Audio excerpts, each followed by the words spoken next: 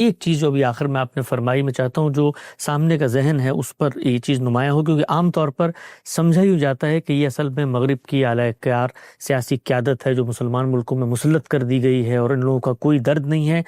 یہ کم سے کم اپریشیٹ ہو جائے کہ یہ ایک زاویہ نظر ہے، یہ دوسرا زاویہ نظر ہے، تصادم سے گریز ایک حکمت عملی ہے، ایک زاویہ نظر۔ اور ہم سب جن ملکوں میں جن قیادتوں نے یہ رویہ اپنایا، آپ ترکی میں دیکھیں، آپ ملیشیا میں دیکھیں، آپ عرب ممالک میں دیکھیں، مشرق وسطیٰ میں، وہ وہاں کے حکمران اپنی عوام، اپنی رعایا، اپنے لوگوں کی خیرخواہی اور فلاح و بہبود کے لیے جو کچھ کر سکے ہیں، اس کے مقابلے میں وہ حکمران جنہوں نے تصادم کو اپنایا اور اپنے ملکوں کا انہوں نے کریا کرم کر دیا، وہاں پر صورتحال کیا ہے۔ تو یہ ایک پورا لائے عمل ہے جو دیانتداری سے بعض قیادتیں سمجھتی ہیں اور اس کو پھر اپناتی ہیں۔ آپ ایک نظر ڈال کے دیکھیں نا، پچھلے 70-75 سال میں اندرونی طور پر لوگوں نے تصادم کا طریقہ اختیار کیا، ملکوں کو کیسے غیر مستحکم کیا۔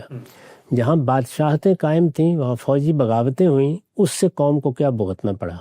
پھر اس کے بعد فوجی بغاوتوں کے نتیجے میں جو آمریتیں قائم ہوئیں، انہوں نے ملک کو کیا نقصانات پہنچائے۔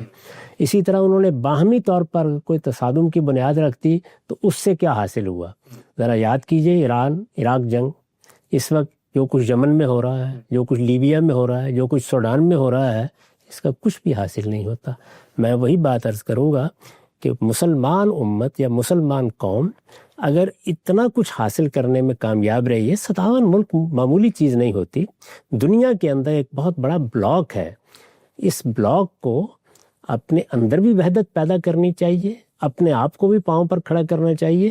اور وہی چیز ہے کہ جب تک سیاسی استحکام نہیں ہے، جب تک معاشی طور پر یہ قومیں اپنے پاؤں پر کھڑی نہیں ہو جاتی اور علم و اخلاق میں کم سے کم دوسری قوموں کے برابر نہیں آ جاتی، اس وقت تک سوچنا بھی نہیں چاہیے کہ تصادم کا طریقہ اختیار کر کے کچھ بھی حاصل کیا جا سکے گا۔